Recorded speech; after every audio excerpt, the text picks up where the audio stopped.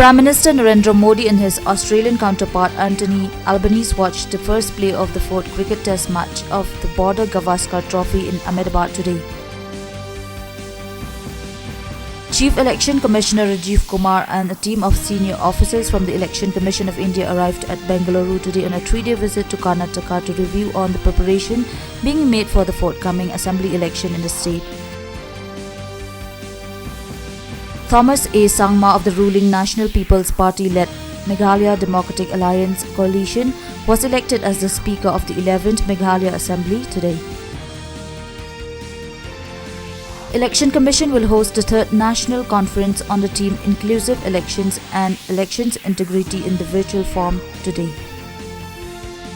Sri Lanka's Foreign Minister Ali Sabris has said that Sri Lanka and India look forward to more cooperation in several sectors.